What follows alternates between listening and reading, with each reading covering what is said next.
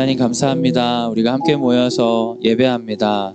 하나님, 우리의 어리석음에 지혜의 빛을 더하여 주시고 우리의 불안함에 선명한 확신으로 나아갈 수 있는 힘을 더하여 주옵소서.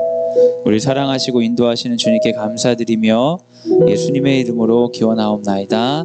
아멘. 안녕하세요. 네, 안녕하세요. 네, 2023학년도 교육표 한번 같이 읽어주세요. 시작. 말씀을 붙잡고 더 깊은 곳으로. 오늘 우리에게 주신 하나님의 말씀은 여호수아 1장 8절인데요. 오늘은 제가 필요해서 다른 번역본을 좀 가져왔어요. 이 새 번역인데 한번 읽어주세요. 시작. 이 율법책의 말씀을 늘 읽고 밤낮으로 그것을 공부하여 이 율법책에 쓰여진 대로 모든 것을 섬신껏 실천하여라. 그리하면 내가 가는 길이 순조로울 것이며 내가 성공할 것이다. 아멘. 아주 말씀이 좋지 않습니까, 여러분? 네, 아주 좋아요. 공부라는 단어를 제가 찾아가지고 이거 했는데요. 몇 번이나 할지 모르겠는데 The Basics라는 주제로 이제 설교를 좀 하려고요. 부제는 How to Study. 아주 좋지 않습니까, 여러분? 어떻게 공부할 것인가. 사실 뭐 설교라는 것은 그 하나님의 비밀을 드러내고 하는 것이기도 하는데 우리 아이들은 전부 다 주일 예배를 드리는 아이들이니까 아이들이 어떻게 하면 공부하는 게 좋을까 이런 것들에 관해서 같이 이야기할 수 있는 그런 논의의 장으로서 이 설교를 발제처럼 좀 해보려고 해요. 이것은 이제 초등 성품 과정에서 지금 이런 부분 하는 부분이 있거든요. 공부에 관해서 준비하는 부분이 있어서 학교랑 같이 연계해서 하는 거고요. 그리고 이제 수능이 이제 얼마 남지 않았기 때문에 이제 수능 때 이제 가장 큰 충격을 받은 아이들은 고등학교 2학년입니다. 아니 내가 고3이라니 네, 뭐 성적 나온 애들이 충격받는 게 아니고 그런 친구들과 공부에 관해 한번 생각해보는 시간을 가지려고 해서 뭐 설교이긴 하지만 특강의 성격을 가진 이 설교를 몇 주 하려고 합니다. 특별히 다음 주에는 제가 아니라 외부 강사를 모셔서 외부 강사는 아니고요. 우리 덕이서당 훈장님 모셔서 이제 원래 전직 한자 교사분이신데요. 그분 모셔서 고전에 나오는 학습에 관해서 잠깐 특강을 해주시겠습니다. 이렇게 한자 막 쓰시면서 이렇게 아마 하실 예정입니다. 제가 그런 걸 요청드리긴 했는데 어쩔지 모르겠어요. 제목 오늘은 근데 전혀 실용적이지 않은 얘기고요. 오늘은 공부에 관해서 성경은 어떤 태도로 바라보기를 원하는가 이거에 관해 여러분과 얘기하려고 합니다. 제목 한번 읽어주세요. 시작. 성경이 말하는 공부. 여러분 성경에서 공부가 필요하다고 할까요? 공부를 안 해도 된다 할까요? 필요하다고 하겠죠? 네. 안 해도 된다고 하면 우리가 진짜 어이없는 행동을 하는 거고 기독교 학교는 공부를 저항하기 위한 학교일 것입니다. 물론 지금 사회에서 이야기하는 공부란 형태가 성경의 그것과 마찬가지는 아니지만 성경에서도 공부의 필요성을 이야기하고 있어요. 그걸 어떻게 알 수 있냐면 창조로부터 알 수 있어요. 만약에 공부의 필요성이 없다면 인간은 성장하지 않아도 되는 존재로 창조되었겠죠. 그래서 인간은 처음부터 완벽한 존재인가 성장해야 하는 존재인가 이런 질문으로부터 우린 공부에 관한 논의를 시작해야 됩니다. 오늘은 공부에 관한 신학적인 이야기거든요. 창세기 2장 16절 17절에는 여러분 글자 안 보이시죠? 엄청 작게 제가 했네요. 제가 읽을게요. 여호와 하나님이 그 사람에게 명하여 이르시되 동산 각종 나무의 열매는 내가 임의로 먹되 선악을 알게 하는 나무 열매는 먹지 말라. 내가 먹는 날에는 반드시 죽으리라 하시니라. 하나님께서 세상을 창조하시고 나서 인간에게 일종의 가르침을 하셨습니다. 근데 만약에 인간이 창조 때부터 완벽하다면 이런 가르침을 할 필요가 있을까요? 없을까요? 없죠. 창조한 순간부터 선악을 알게 하는 나무 근처에도 안 갈 거예요. 그런데 인간은 선과 악에 대해서 배워야 되는 존재로 태초부터 만들어졌습니다. 우리가 어떤 컨셉이 있냐면 태초 에덴 동산에서 인간은 완벽했는데 타락해서 예수님으로 인하여 다시 완벽해져야 된다. 그런 단순한 상태 변화로 생각하는 경향이 있지만 인간이 처음부터 완벽했다고 하는 것은 하나님의 형상에 관련된 문제입니다. 하나님의 형상에 관련된 문제는 처음부터 하나님과 소통할 수 있는 존재로 만들어졌다. 이걸 의미하는 것이지, 그 존재 자체가 하나님 보시기에 온전했다는 걸 의미하는 것은 아닙니다. 그 에덴 동산에서 창조된 아담과 하와에게도 하나님은 교육이 필요하셨다는 거예요. 뭔가를 가르치고 실수하면서 자라나는 과정이 그들에게 있었다는 거죠. 그들이 타락했다는 것은 하나님의 형상을 잃어버린 거예요. 그것은 하나님과 소통할 수 있는 존재로서 타락한 거지. 그들이 소통할 수 있는 존재였음에도 불구하고 여전히 그들에게 교육은 필요했다. 성경에는 인간 존재에 관해 하나님께서 계획하신 것이 완벽한 상태 변화를 계획하신 적은 없어요. 그래서 성경은 인간에게 무엇을 요구하냐면 시간을 요구합니다. 시간과 성장을 요구하죠. 요즘에 욥기를 묵상하고 있는데요. 여러분 중에도 욥기를 묵상하시는 분들 있으세요? 욥기를 묵상하다 보면 이런 생각을 하실 거예요. 그래서 어떻게 됐는데 왜 계속 말을 하나?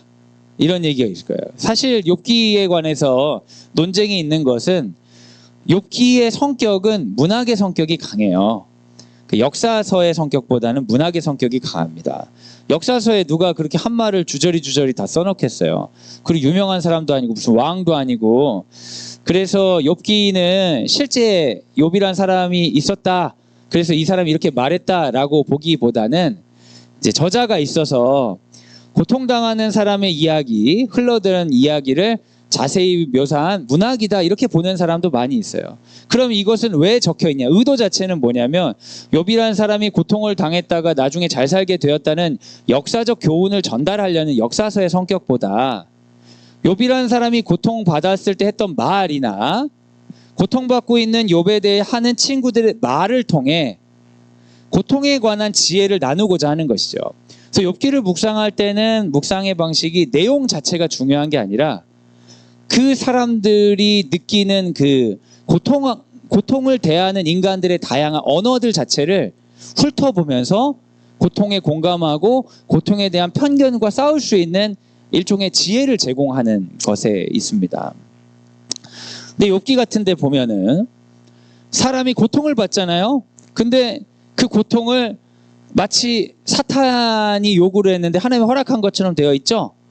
그럼 이걸 보면은 우리가 하나님은 참 잔인하다 이렇게 생각할 수 있는데, 이것은 어떤 천상의 어떤 이유가 있었던 것을 보여주는 거라면, 천상의 이야기를 자르고 욥의 이야기만 본다고 하면 욥이 당한 고통은 사탄이 사주해서 하나님이 허용한 고통을 당하는 겁니까? 그냥 고통을 당하는 겁니까? 욥의 입장에서는 그냥 고통 당하는 거죠. 이유 없는 고통을 당하는 거예요. 그래서 욥의 첫 서사는 사탄의 영향력이나 하나님의 허용이라는 신과 사탄의 관계를 드러내고자 하는 의도는 전혀 없어요. 이 자체는 인간이 알 수 없는 고통이 임할 수 있다는 거죠. 우리 안에 있는 고통 중에 설명되지 않는 고통이 있다는 거예요. 여러분, 굉장히 어려운 고통을 당하시면 대부분은 이유를 찾습니다. 도대체 왜 그랬을까? 하나님, 제가 문제입니까? 그래서 원인을 알아서 이해하고 싶어요. 그러나 삶에서는 이해되지 않는 고통이 있다는 것이 지혜문학이 주는 중요한 메시지죠. 욥기라든지 율법서 같은 경우는 어떠한 이유에는, 어떠한 결과에는 그에 맞는 이유가 있다는 것을 굉장히 강력히 주장하지만, 전도서나 욥기 같은 것은 이유 없는 고통도 분명히 세상에는 있다는 거예요. 그러면 그런 고통을 당했을 때 너만 그런 게 아니라 의인들도, 너만 그런 게 아니라 지혜 있다는 사람들도 고통 앞에서 어쩔 줄 몰라 하면서 자신의 의로움을 주장하고 싶어 하기도 하고, 그 사람의 고통을 공감하지 못하고 그 사람을 정죄하려고도 하고, 이런 문제들이 고통 앞에는 사람들이 다 이루어진다는 걸 지혜문학이 보여주는 거죠. 근데 그게 짧지가 않아요. 계속 얘기를 하는 거예요. 그럼 이걸 역사적 문서로 보려고 하는 사람들은 욥기를 보면서 그래서 어떻게 됐는데 하고 넘기고 싶어 하죠. 근데 이 지혜문학은 빨리 넘기면 안 돼요. 그걸 다 천천히 읽는 겁니다. 그 고통의 시간들을 읽으면서 보내게 만드는 거예요. 그래서 결론적으로 어때요? 내가 전에는 하나님을 귀로 듣기만 하더니 이제는 눈으로 봅니다 라는 신앙 고백까지 이르게 되죠. 그래서 여러분, 이 성경이 주는 중요한 메시지가 있어요. 뭐냐면 하나님께서 인간을 성장시키고 자라게 하시는데 반드시 필요한 게 있다. 그게 뭐냐? 시간이라는 거예요. 하나님은 우리를 역사적 존재로 만드셨다는 거예요. 내가 여기 있다가 저런 존재가 되고 싶어서 그냥 한 발자국 뗐을 때 그 존재가 되는 경우는 없다는 거예요. 내가 여기서 저기까지 가려고 하면 그만큼 걸어가야 되는 거예요. 그래서 인간에게 요구되는 것은 성장과 교육입니다. 이것은 창조 섭리예요. 여러분, 우리 한 번에 변화되기를 굉장히 원하시죠. 그 욕구가 너무나 커가지고 이제 기적을 그렇게 바라는 거예요. 근데 기적은 안 일어나니까 기적이에요, 여러분. 기적이 잘 일어나기를 바라시면 어떡해요? 그럼 여러분 아주 비상식적인 사람이 되는 거예요. 기적은 안 일어나니까 기적이다. 당연히 안 일어날 거라고 생각하다 일어나면 놀라야 기적이지. 기적은 이루어진다 막 이렇게 하는 건 너무 비상식적이잖아요. 성경에 보세요. 기적이 엄청 많은지 거의 없는지. 성경이 수천 년의 역사를 담고 있는데 기적은 거의 없어요. 하나님은 대부분은 뭘로 역사하시냐? 시간과 역사를 통해 역사하세요. 시간과 역사 가운데 우리가 성장하길 원하십니다. 그래서 우리는 배워야 하는 존재인 것이죠. 타락전 태초부터 인간은 교육이 필요했습니다. 온 국민의 어려움을 주는 우리 영어가 있잖아요.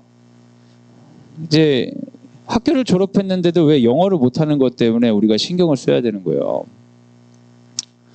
근데 제가 바벨탑을 배우다 보면 아이들이 너무 아까워하는 거예요. 아, 그때 바벨탑만 없었으면 영어 교육을 안 받았을 텐데. 말도 안 되는 소리예요, 여러분. 그럼 다른 거 배웠어야 되죠. 바벨탑은 새로운 교육의 가능성을 열어놓은 사건이 아니고요. 원래 인간은 배워서 성장하도록 만들어졌어요. 그건 타락의 원인 이유가 아닙니다. 그래서 교육을 피할 생각하면 안 된다. 믿음 안에 있는 사람들이 애들 시험 공부를 열심히 하는 걸 보고 아유 그렇게 시험 공부한다 너가 될 것 같아. 난 기도할 거야. 하나님이 날 통해 일하실 거야. 그래서 시험 잘 보잖아요. 다음 시험 망합니다. 시험 성적은 기도로 하는 게 아니에요. 운동대회를 앞두고 기도하는 거 필요하죠. 근데 운동을 안 하고 기도하면 그건 미신적 사고예요, 여러분. 신앙 안에서 하나님은 태초부터 인간이 성장하고 역사를 통하여서 강해지길 원하셨어요. 그래서 우리 모두 다 기본적으로 공부 앞에 섰을 때 버려야 될 생각은 갑자기 도약해서 변화되기를 원하는 것을 버려야 된다. 이게 베이직스예요. 갑자기 뭔가 변화되는 걸 바라는 순간 공부는 하기 어려워집니다. 말은 그렇게 하지만 저도 목사만 아니면 진짜 너무 복권을 긁고 싶어요. 갑자기 돈을 벌고 싶은 마음이 엄청 많고요. 저도 고3 때 수능 보고 다 찍어서 만점 받기를 너무나 바랬어요. 하지만 그것은 공부에 대한 얘기가 아니라 그건 뭐라고 할까? 희망에 관한 얘기로 해야 되겠죠. 누가복음 2장 52절 같이 한번 읽어주세요. 시작. 예수는 지혜와 키가 자라가며 하나님과 사람에게 더욱 사랑스러워 가시더라. 여러분 이 구절을 읽으면서 충격을 받지 않으셨어요?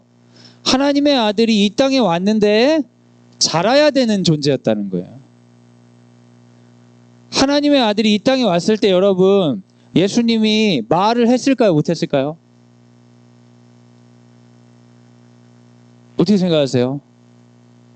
못해야 되는 거 아니에요, 여러분? 혹시 예수님은 하나님의 아들이니까 말을 했다고 생각하시는 거예요, 혹시? 뭐 그 비집고 와서 응애 울지 않고 마리아야 수고했다. 나도 쉽지 않았다 이게. 내가 인간의 육신을 입어보니까 이게 보통 어려운 게 아니구나. 요셉도 아직 시험 들었을 텐데 잘했어. 이랬을까요? 그냥 아가로 오셨다는 건 뭐예요? 인지 능력도 아가인 거죠. 하나님의 아들인데 자기가 하나님의 아들인 거 알았을까요? 몰랐을까요? 성육신이 참이라면, 거짓말이 아니면 아무것도 모르고 온 거예요. 아무것도 모르고 시각도 정확하게 잘 보이지 않고 청각도 한참 예민하고 출산했을 때 느끼는 피부의 아픔을 그대로 느끼는 아가로 태어나신 거죠. 허겁지겁 엄마 젖을 찾았겠죠. 마리아의 품에 안겼을 때 그때야 안심하고 숨을 제대로 쉴 수 있었을 거예요. 하나님의 아들인데 하나님의 아들도 자라야 되는 거예요.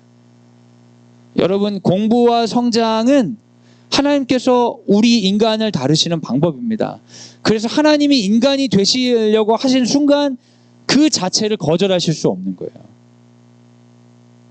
예수님도 자기가 하나님의 아들인 걸 전 몰랐다고 생각해요. 몰라서 모른 게 아니라 성장해야 됐기 때문에. 근데 그분이 성장하시면서 그 과정을 겪으시면서 하나님의 아들로서 자기에 대한 인식이 더 선명해졌겠죠.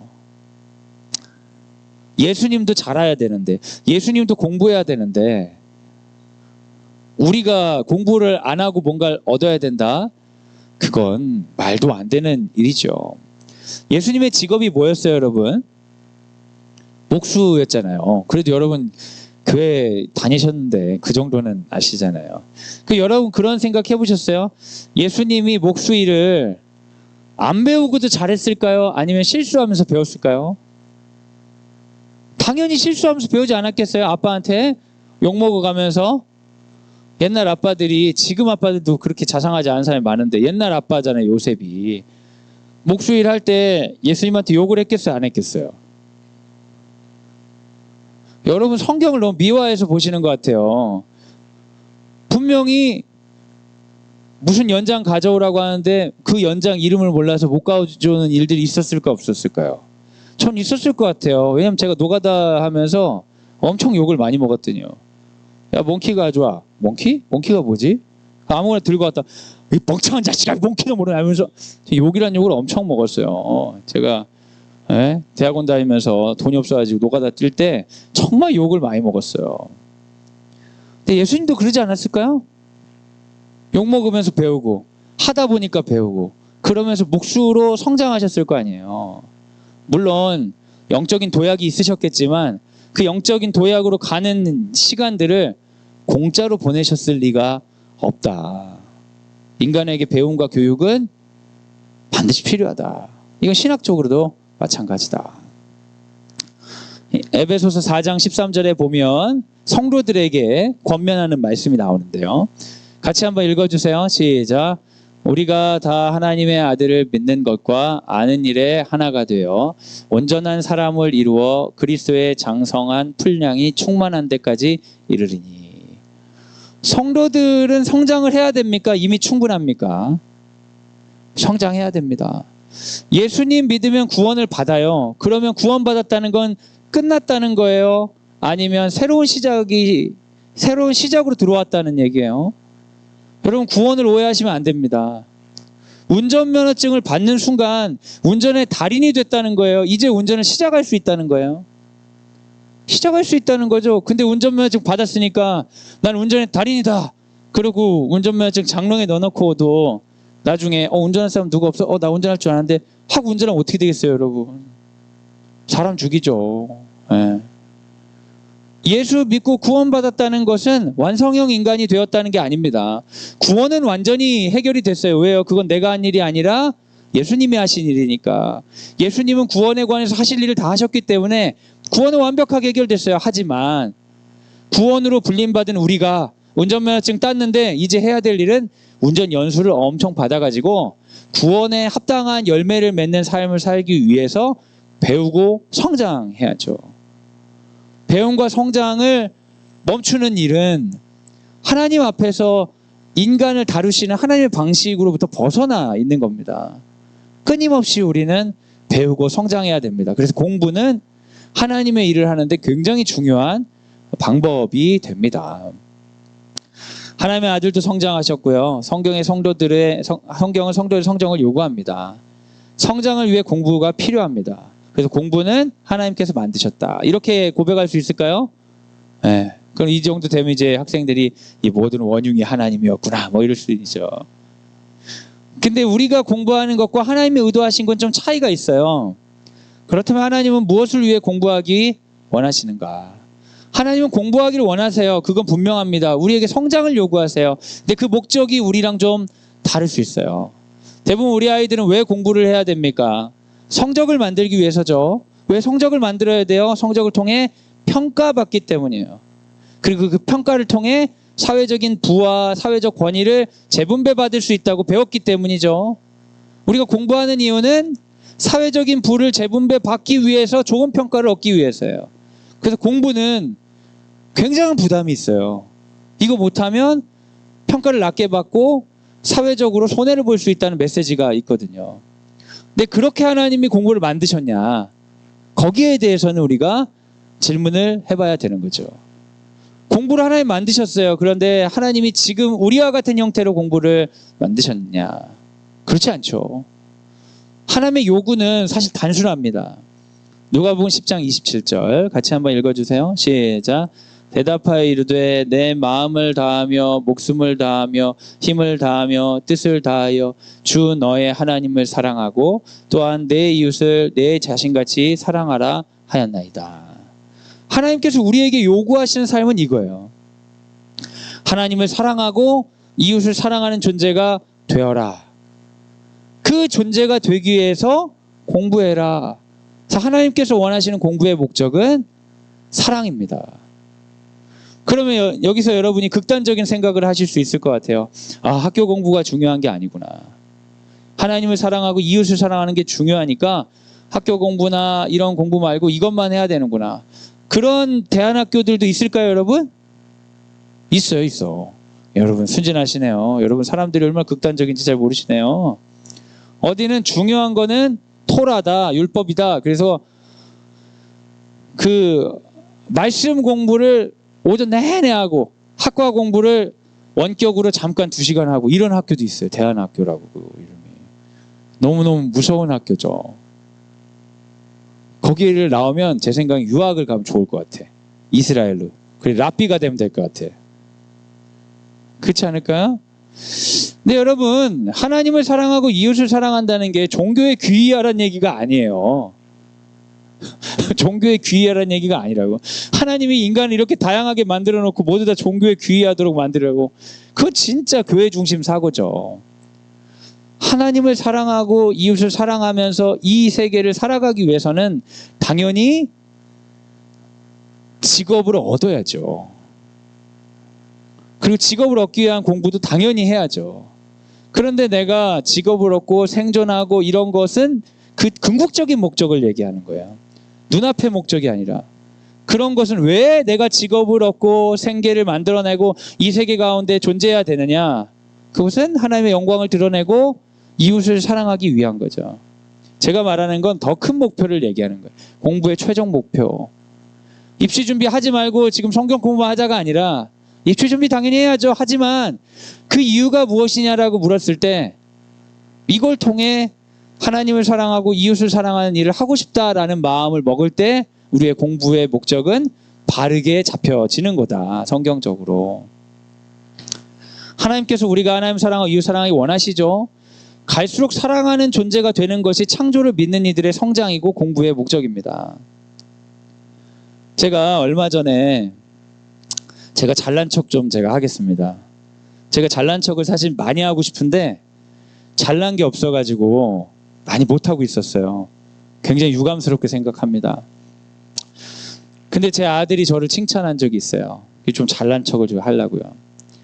아침에 나오면서 제가 철학 상담에 관한 그 수업을 듣고 있었어요. 아무도 그 수업을 들으라고 하지 않아요. 근데 제가 좋아서 듣는 거예요. 제가 막 그 수업을 듣고 책을 찾아보고 막 이러는 걸 보면서 요즘 시험 기간이잖아요. 시험 기간에 그 공부도 하고 이런 아들이 저보고 그런 얘기를 하더라고요. 그 출근할 때도 제가 강의를 듣고 막 책을 읽고 이러니까 그거 뭐 하는 거예요? 그래서 네, 관심이 있어가지고 그랬더니 아빠는 진짜 공부하는 사람이네 이러더라고요. 와, 진정한 칭찬 아닙니까? 예? 아무도 그걸 공부하라고 한 적이 없어요. 근데 저는 그걸 공부해서 다른 분야로 학생들을 상담하거나 도울 수 없을까? 이런 생각하면서 공부하는 거거든요. 근데 제가 그 얘기를 듣고 되게 기분이 좋았어요. 그래, 내가 공부를 한 사람이구나. 그래서 제가 아들한테 얘기했어요. 공부는 원래 이런 거라고. 점수 맞기 위해서 하는 게 아니라 누군가를 사랑하기 위해서 하는 거다 하면서 엄청 잘난 척을 했죠. 그러나 이미 그 대답을 할 때는 걔는 어디 가버렸어요. 듣지를 않고 있어요. 질문만 하고 가시는 거죠. 공부할 이유는 신학적으로는 사랑할 역량을 확대하기 위해서입니다. 이것은 다른 데도 적용이 돼요. 여러분, 돈이 중요합니까? 중요하지 않습니까? 돈이 중요하지 않다고 말씀하시는 분이 있다면 너무 부럽습니다. 얼마나 많으시면 중요하지 않으시겠어요? 너무너무 부러워요. 근데 돈 되게 중요하죠. 근데 돈은 왜 있어야 되냐라고 했을 때 우리가 크리스찬이라면 이렇게 말할 수 있으면 정답에 가깝습니다. 사랑하기 위해서. 우리는 하나님께서 이 땅에 보내주신 이유는 하나님을 사랑하고 이웃을 사랑하기 위함이라고 고백하는 사람들이에요. 그래서 우리에게 되게 중요한 것들이 하나님보다 돈을 더 사랑하면 안 돼, 하나님보다 공부를 사랑하면 안 돼, 하나님보다 뭐 연애를 사랑하면 안 돼 하면서 극단적으로 생각하는 사람들이 있는데, 여러분 그렇지 않습니다. 그 모든 것들은 하나님을 사랑하고 이웃을 사랑하기 위해서 쓰라고 우리에게 주시는 거예요. 근데 거기에 집착하다가 하나님을 놓쳐버리면 탕자의 이야기처럼 진짜 좋은 걸 놓치고 비본질적인 거에 빠져서 유혹에 넘어가 우상숭배하게 되니까 하나님이 그런 거지, 돈을 하찮게 여기라 이런 거 아닙니다. 공부를 하찮게 여기라 이런 게 아니에요. 공부 너무 중요하고 돈도 너무 중요하고 인간관계 너무 중요합니다. 근데 그 모든 것들은 하나님을 사랑하고 이웃을 사랑하는 존재가 되기 위해서 우리에게 중요한 것이다 라고 고백할 때 하나님 앞에서 질서가 바로 잡히는 것이죠. 로마서 3장 10절 같이 한번 읽어주세요. 시작. 기록된 바 의인은 없나니 하나도 없으며. 그런데 여러분, 엄밀히 말해서 우리 가운데 사랑을 해야 된다는 말은 할 수 있지만 진짜 사랑하기 위해서 공부할 수 있는 사람은 없습니다. 그렇게 하기 위해서는 우리에겐 은혜가 필요해요. 뭐냐면 우리 존재가 원래 죽을 수밖에 없는 존재인데 예수님의 보혈로 은혜 받았다는 그 구원의 감격이 있었을 때 공부가 제 목적을 찾아갈 수 있는 거예요. 사랑을 위해 배울 수 없습니다. 말은 그렇게 하지만 우리는 죄인이기 때문에요.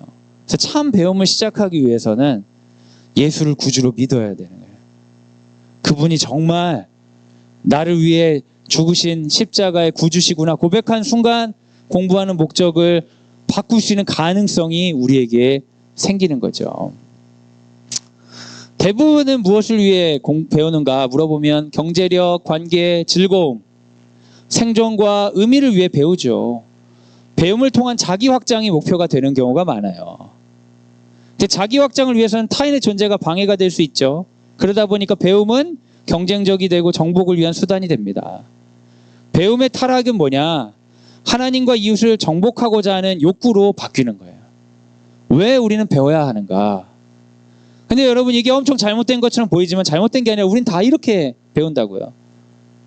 여기서부터 벗어나는 방법은 예수를 구주로 믿고 나의 주인이 예수님인 걸 고백하고 이제 내가 사는 것은 내가 사는 것이 아니요 십자가에 달리신 그리스도께서 사는 것이다 고백할 때 공부를 통하여서 영적인 예배를 드릴 수 있는데, 그것은 주님, 내 공부를 통하여 하나님을 더 사랑하게 하여 주옵소서, 내 공부를 통하여 이웃을 더 사랑하는 데 쓰게 하여 주시옵소서, 내 돈과 관계와 즐거움을 하나님을 사랑하고 이웃을 사랑하는데 쓰임받게 하여 주옵소서.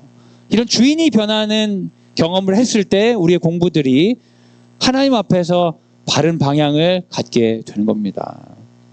예수 잘 믿어도 공부 잘하게 되는 경우가 있습니다. 제가 그런 간증을 할 수 있어요. 제가 대학을 잘 못 가서 간증이 완성되지 못하지만 제가 정말 중학교 때 공부를 하나도 안 했어요. 여러분, 중학교 때 공부를 하나도 안 한 학생이 초등학교는 공부했겠습니까? 그렇다면 너무 놀라운 일이죠. 초등학교 때도 하나도 안 했어요. 왜냐하면 공부를 해야 되는지를 몰랐어요. 저희 부모님이 관심이 많지 않으셨어요. 그래서 저는 학교 끝나고 숙제를 해야 된다는 생각을 아주 늦게 했어요. 학교 끝나고는 노는 거죠. 왜냐면 학교가 너무 괴롭기 때문에. 놀고 저녁밥 먹고 시간이 남으면 숙제를 했어요. 그러다 보니까 이제 스케줄상 관리가 안 돼서 숙제를 못 하게 되는 날이 많이 있었어요. 그때 선생님들이 많이 때리더라고요. 근데 맞는 게 싫기 때문에 숙제를 하기 시작했어요. 근데 공부를 해야 된다는 생각은 해본 적이 없어요. 초등학교 때 공부 안 해도 성적 잘 나오는 경우도 있잖아요. 그래서 그렇게 성적이 안 나오지 않았고, 중학교 때도 공부는 안 했지만 그렇게 성적이 엄청 낮진 않았어요. 그런데 제가 고등학교 와가지고 예수님을 믿고 공부를 해야겠다는 생각이 들더라고요. 하나님의 영광을 위해서. 그러면서 제가 성적이 엄청 올랐습니다. 교회를 미친 듯이 다녔거든요. 소풍 가거나 이런 날 제가 기억나는 게, 소풍 간다 해서 너무 기뻤어요. 왜냐면 소풍 가면 빨리 끝내주니까 교회 가서 기도할 수 있겠다. 그래서 교회에서 끝나면 교회로 달려가서 몇 시간 통성 기도를 하는 거예요. 너무 기뻐가지고. 쉬는 시간마다 기도하고, 점심시간에 그 음악실에 가가지고 기도하고, 애들 모아서 기도시키고. 정신병자죠, 정신병자. 그런데 여러분의 자녀가 그렇게 종교적으로 광증이 생기기 시작한다면 여러분은 좋아하시겠어요? 걱정하시겠어요? 좋아하세요? 이상한 분들이네. 걱정을 해야 되는데 우리 집은 걱정을 하나도 안 했어요. 왜? 성적이 막 오르니까. 애가 예수님 믿더니 성적이 막 오르는 거예요. 근데 사실 비밀은 뭐였냐면, 한 번도 공부를 안 하다가 처음 공부를 하니까 성적이 오르는 거였는데, 제가 그때 알게 된 게 있어요. 예수님을 잘 믿는 게 삶의 질서가 잡히는 거구나. 근데 유감스럽게도 수능은 잘 못 봤어요. 많이 긴장해서. 제가 장신대를 너무나 들어가고 싶었거든요. 근데 장신대가 너무 들어가고 싶었는데 점수가 낮아가지고 그게 좀 그랬어요. 그렇다고 뭐 엄청 낮은 점수는 아닌데, 그때 당시에 제 성적이 점수가 너무 낮아가지고, 제 아버지도 교회는 안 다녔지만 그래도 이제 별말을 안 하셨죠. 제가 막 설교를 써가지고, 제가 진짜 완전 또라이였어요. 막 설교를 써서 아버지께 읽어주고, 교회도 안 다니는 아버지께, 아버지 네가 쓴 거야? 깜짝깜짝 놀라고. 진짜 이상한 놈이죠. 근데 제가 수능에 긴장하고 너무 못 봐가지고, 그 장신대에 나는 높은 점수로 되게 플렉스하게 들어간다는 생각을 하고 시험을 보고, 아버지가 다 반대하지만 나 왔다 이런 걸 하려고 했는데 수능 너무 못 봐서 장신대 제가 떨어졌잖아요. 그때부터 제가 하나님을 원망하고 비판적인 신학에 집중하기 시작하고, 하나님을 부인하기 위해서 대학 시절 내내 얼마나 애를 썼는지 모르겠어요. 장신 떨어져서 제가 후보 2번으로 부끄럽게 들어갔어요. 재수는 안 했지만. 근데 너무 자존심 상해가지고, 내가 사실 점수가 높았어 이걸 말할 수는 없잖아요. 근데 그 열등감으로 그냥 비판적인 신학만 엄청 공부했어요. 저랑 기숙사를 쓰면 믿음이 없어진다 이런 얘기가 있었어요. 밤새도록 질문하는 거예요. 네가 믿는 게 사실일 것 같아? 말씀. 악마 역할을 제가 좀 했죠. 네, 여러분, 공부의 목표를 잡는다는 것은 신학 안에서는 기본적으로 예수 믿고 시작하는 거예요. 예수 믿지 않았는데 사랑하기 위해서 공부해야 된다는 이 자체는 무게만 되지 짐만 되지 하나 도움이 안 돼요. 그래서 하나님 앞에서 공부하기 위한 기본은 예수가 나의 구주시다라는 걸 믿는 것부터 시작합니다. 창세기 3장 5절 같이 한번 읽어주세요. 시작. 너희가 그것을 먹는 날에는 너희 눈이 밝아져 하나님과 같이 되어 선악을 알 줄 하나님이 아심이니라. 그 옛날에도 공부의 타락은 있었어요. 그 공부의 타락은 뭐냐? 하나님과 같이 알게 될 것이다. 네가 그걸 알아서 하나님을 정복할 수 있을 것이다. 하나님이 만드신 공부는 네가 사랑할 수 있을 것이다. 선악을 알게 하는 나무는 이런 것이니 이렇게 접근해야 된다. 다른 나무는 이런 거고 동물들은 어떻게 돼야 된다. 하나님이 가르쳐 주신 공부를 통해 하나님을 사랑하고 이웃을 사랑하고 성장할 수 있게 되었는데, 하나님의 배움은. 그런데 사탄의 배움은 이 공부를 통해 정복할 수 있을 것이야 라고 이야기하는 거죠. 네가 정복하지 않으면 너의 생존이 위험할 거야 라고 얘기하는 것입니다. 하나님이 주신 공부는 관계를 통해 배워야 합니다. 하나님을 사랑하고 이웃을 사랑하는 결과로 맞아야 되는 거죠. 사탄이 주는 공부는 도구화하고 통제할 수 있게 합니다. 여러분, 누군가를 도구화하고 통제하기 위해서 정말 중요한 힘은 뭐냐? 그 사람의 약점을 아는 것입니다. 그 지식이 그 사람을 꼼짝 못하게 하고 그 지식이 그 사람을 조정할 수 있게 만들어요. 그런 지식 갖고 싶으시지 않으세요? 전 너무너무 갖고 싶을 때가 있어요.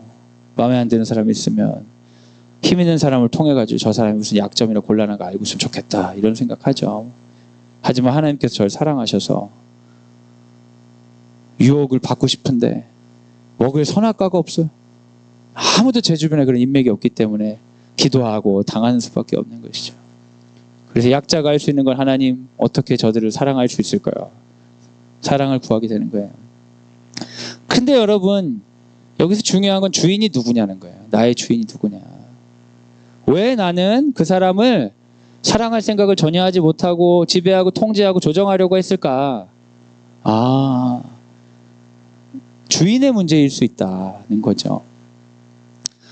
사랑을 위한 공부와 지배를 위한 공부는 무엇이 다른가? 주인이 다릅니다. 삶이 다릅니다. 예수를 위한 삶인가 나를 위한 삶인가?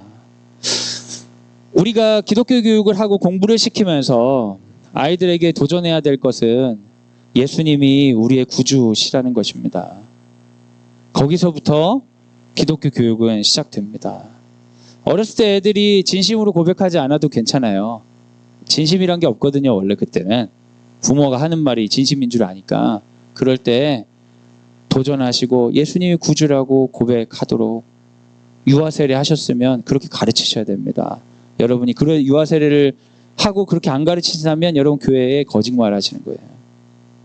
청소년 시기에 진심에 대해 의심하고 예수님이 주인인지 모르겠다. 그렇다면 먼저 다른 공부보다 예수님에 대한 공부 해보라고 도전하셔야 됩니다. 여러분, 수학 문제 하나 푸는 것도 여러 번 연습 문제 풀어서 이해된다 그러는데 예수님에 대해 아는 것은 왜 공짜로 얻으려고 합니까?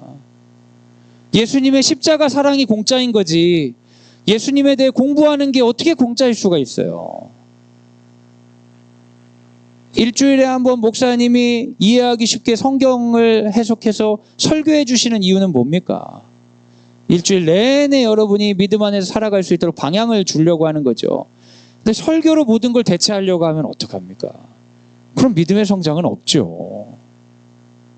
성경을 공부하면 공부할수록 하나님의 사랑과 깊이에 대해 내가 알지 못했다는 걸 알게 되지 내가 충분히 아는 거 계속 복습하는 느낌이다 그런 사람 없습니다.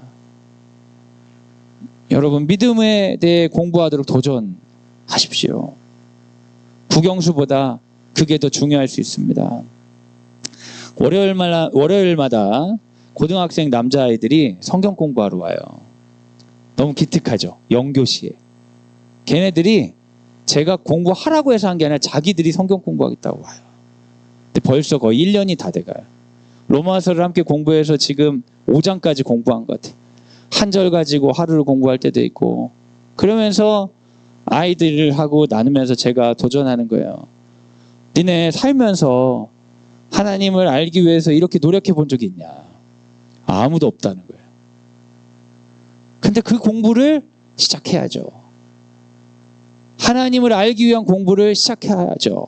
어렸을 때는 그 공부가 어려우니까 부모님 따라 신앙 고백한다지만 청소년 시기에 아이들이 하나님을 향해 공부하지 않고 그분을 찾고 갈망한 적이 없으면서 그러면서 하나님을 만나지 못했다고 불평하면 안 되죠.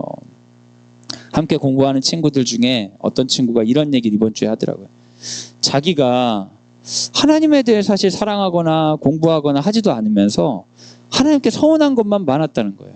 왜 내게 이렇게 안 해주시나. 근데 지금 이렇게 공부하고 찾다 보니까 자기가 요구했던 게 되게 부끄럽다는 거죠.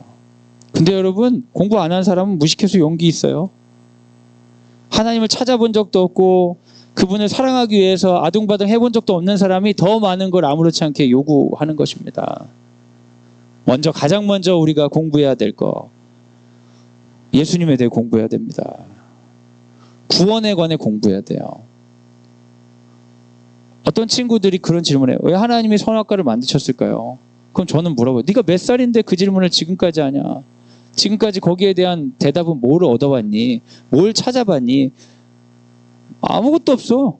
질문만 해. 근데 그 질문은 뭐예요? 공부가 아니잖아요. 공부가 아니라 그건 불평이에요. 그런 거는 도움 안 돼요. 질문해야 돼요. 궁금하면 답을 찾아봐야 돼요. 세상엔 답이 널려 있습니다, 여러분. 여러분 궁금하신 것들 중에 대부분은 답이 엄청 많이 있어요. 책이 수십 권 써 있고요. 유튜브에 답이 엄청 많이 있어요. 근데 질문만 하고 넘어가 버리는 거예요. 공부하지 않는 거죠. 그런데 뭘 얻기를 원합니까? 그것은 전혀 성경적인 태도가 아니다. 성경이 말하는 공부의 시작은 공부의 주인이신 하나님의 주권을 인정하는 거예요. 그래서 더 베이직스 시리즈를 시작하면서 가장 먼저 이야기하고 싶은 것은 하나님을 공부하라. 그리고 내가 세상적인 공부를 할 때도 공부의 주권을 하나님께 인정하고 기도하고 공부하라는 거죠. 그때 평가보다 더 중요한 쓰임받는 공부를 우리가 할 수 있습니다. 열심히 공부했는데 50점 맞았어요. 공부 안 하면 40점 맞을 거야. 그럼 여러분 공부하겠어요? 안 하겠어요? 상당히 어려운 일이죠. 오랫동안 공부하면 나는 50점이고 공부 안 하면 40점이에요. 그러면 여러분 그 고통을 감내하면서 공부를 하시겠어요? 안 하시겠어요? 평가 중심이라면 사실은 공부할 필요가 없죠. 50점이나 40점이나 뭐 도친개친이고 그냥. 근데 하나님께서 나를 쓰신다는 확신이 있으면 그 50점은 귀한 50점입니다. 우리가 아이들에게 도전해야 되는 건 그거예요. 여러분, 여러분이 광성드림학교 계시기 때문에 도전합니다. 성적표 가지고 아이들 평가하실 필요 없습니다. 드림학교에서는. 그런데 그 성적이 어떻게 만들어졌는지는 평가해야 돼요. 하나님은 삶의 결과가 아니라 중심을 보신다고 했어요. 중심을 보신다는 건 뭐냐면 매일매일 삶에서 어떤 태도를 가졌는지를 보는 거죠. 애가 맨날 도서관에서 공부한다고 애쓰고 했는데 성적이 아주 낮았어요. 그러면 이 녀석 도서관에서 공부한다고 하더니 맨 놀았구만. 이렇게 평가하는 게 맞습니까, 여러분? 그거 아닙니다. 그거 아닙니다. 노력한다고 했는데 결과가 안 나온 거죠. 그러면 노력을 바꿔야죠. 그래서 성장하면 됩니다. 결과는 못 바꿔요. 근데 결과를 바꿔야 된다고 강요하시면 사실은 그 메시지가 네가 굉장히 부적합한 존재일 확률이 높다 이런 메시지가 될 수 있어요. 결과는 다음 시험에 바꿔야 되잖아요. 근데 애가 50점짜리를 가져왔는데 이게 뭐야? 빨리 60점을 바꿔와. 70점을 바꿔와. 이런 메시지는 애가 하지 못하는 걸 하라는 거잖아요. 근데 여기까지 오는 과정에서 시험 기간인데 범위도 모르고 놀고 있었고 이런 거는 도전해야죠. 네 태도가 쓰임받는 사람의 태도는 아니다. 이런 건 도전하셔야죠. 근데 결과로는 도전해도 바뀌지 않습니다. 그러니까 괜히 싸움만 하니까. 저도 중학생 아들딸 키우지만 난 니네 성적이 중요하지 않다고 말하는데 이게 진짜예요. 한 번도 뭐라고 한 적이 없어요. 지가 못 나오면 그렇지 않아도 지가 억울해서 울고요. 이 성적 때문에 지가 발목 잡혔다 다 자기 평가합니다. 걱정하지 마세요. 자기 성적 보고 되게 행복한 친구들이 그렇게 많잖아요. 네. 안 갈고도 나이 들면 다 알게 돼 있죠. 하지만 태도에 관해서는 도전하셔야 돼요. 대충 놀다가 성적 좋았다고 뭐 물건 사주고 그럼 돼야 안 돼요? 안 되죠. 안 되죠. 그러면은 안엔 컨닝이라도 해서라도 결과만 만들면 되는구나 그렇게 생각한다고요. 드림학교 있을 때 이런 거 가르치세요. 우리 아이가 다른 학교 졸업하고 가거나 뭐 다른 상황이 됐을 때 이런 거 가르치기 거의 불가능합니다. 거의 불가능해요. 여기 있을 때 가르치시기 바랍니다. 여호수아 1장 8절 같이 한번 읽어주세요. 시작. 이 율법책의 말씀을 늘 읽고 밤낮으로 그것을 공부하여 이 율법책에 씌어진 대로 모든 것 성실껏 실천하여라. 그리하면 내가 가는 길이 순조로울 것이며 내가 성공할 것이다. 율법책을 어떻게 하라고요? 공부해야 된다. 공부. 하나님의 말씀을 공부하는 것이 그 삶의 방향을 잡는 시작이다. 광성드림학교에는 모든 학생들이 하나님을 공부하는 학생들이 되기를 예수님의 이름으로 소원합니다. 그래서 그 모든 인생들이 하나님께 쓰임받기를 기대합니다. 이 시간 함께 기도하겠습니다. 함께 기도할 때 우리 자신과 양육 그리고 우리 자녀들을 돌아봅시다. 우리 아이들이 공부에 대해 가지고 있는 왜곡된 생각은 없는지, 나는 세상이 말하는 공부에 관한 생각을 하나님께서 우리에게 주신 공부에 대한 생각으로 알고 정말 사랑하는 마음으로 어쩌면 아이에게 맞지 않는 것을 하진 않았는지, 반대로 하나님께서 우리 자녀들 공부하기를 원하셨는데 우리 부모로서 충분히 아이들에게 태도로 도전하거나 공부하도록 지도하지 않았는지, 너무 그냥 놓아둔 건 아닌지 한번 돌아봅시다. 그러면서 우리 한번 결단합시다. 하나님을 사랑하는 공부 가르치게 하여 주옵소서. 도전하게 하여 주옵소서. 공부할 때 공부의 태도에 관해서, 결과가 아니라 태도에 관해 도전하고 그런 마음으로 하나님께 쓰임받는 자녀로 우리가 양육할 수 있도록 우리 가정 가운데 은혜를 더하여 주옵소서. 이 시간 함께 기도하도록 하겠습니다. 같이 하겠습니다.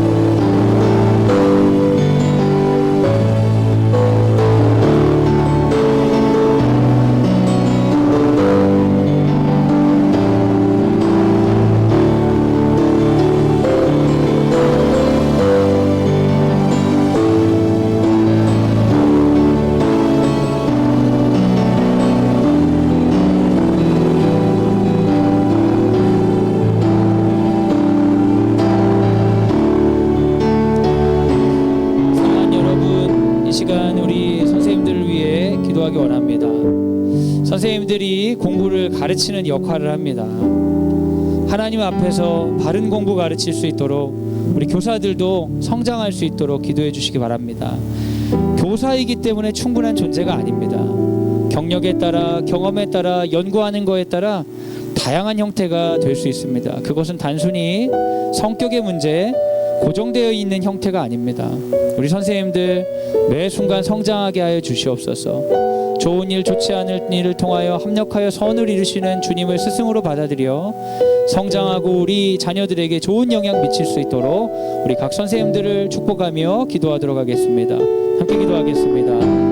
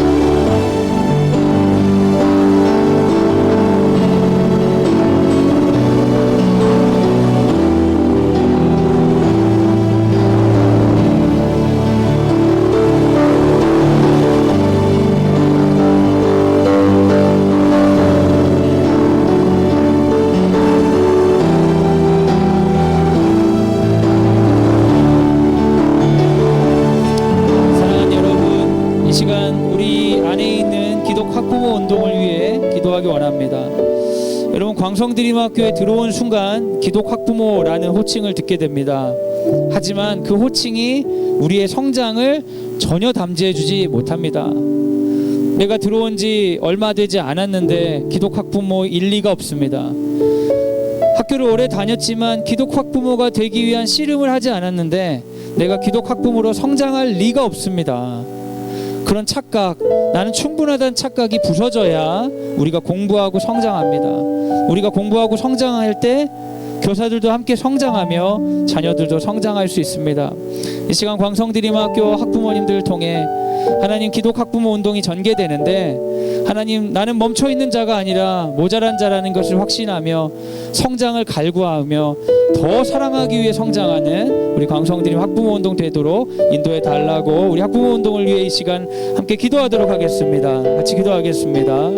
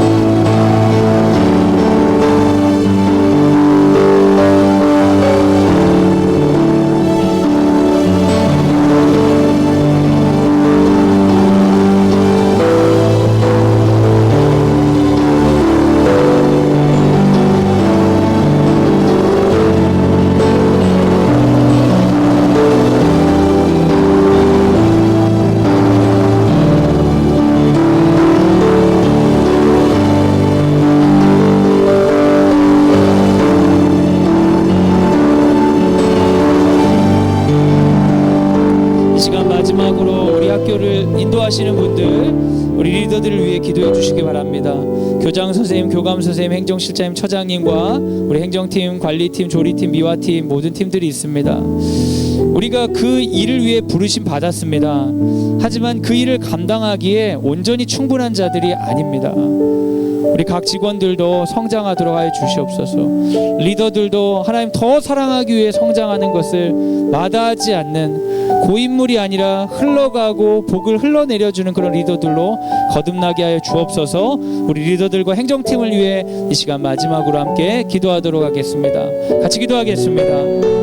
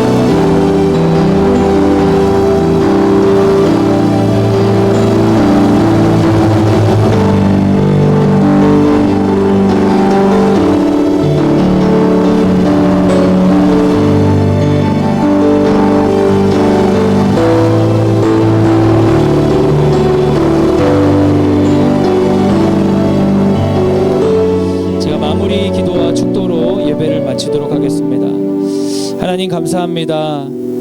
광성드림학교를 세워주시고 우리에게 공부에 관한 새로운 시각을 허락해 주셨습니다. 우리 아이를 학교에 보내는 줄 알았더니 우리에게 새로운 배움과 성장의 기회를 주셨습니다. 교사들은 자기가 헌신하고 이 자리에 오는 줄 알았는데 이 자리에서 새로운 배움을 얻게 하셨습니다. 학생들도 기대하지 못한 새로운 배움들을 얻게 합니다.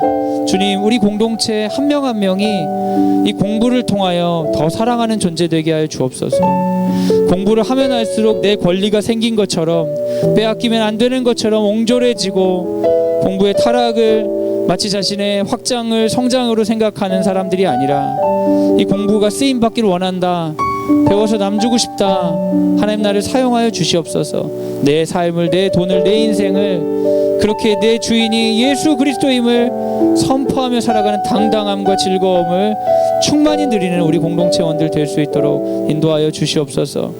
특별히 큰 시험을 앞두고 있는 입시생들과 그리고 시험 기간이라 고민이 많은, 공부의 방향을 잘 찾지 못하고 있는 우리 학생들에게 복을 더하여 주셔서 하나님 기뻐하시는 공부를 할 때 모두 쓰임 받을 수 있다는 확신으로 공부를 포기하지 않고 모두 다 열심히 할 수 있도록 힘을 더하여 주옵소서. 이제는 예수 그리스도의 은혜와 하나님의 사랑과 성령의 교통하심이 주의 말씀을 듣고 The Basics, 가장 기초가 되는 공부, 하나님 공부하겠습니다 다짐하는 사랑하는 광성드림학교 모든 식구들 위해 지금부터 영원까지 함께 하시기를 간절히 축원하옵나이다. 아멘.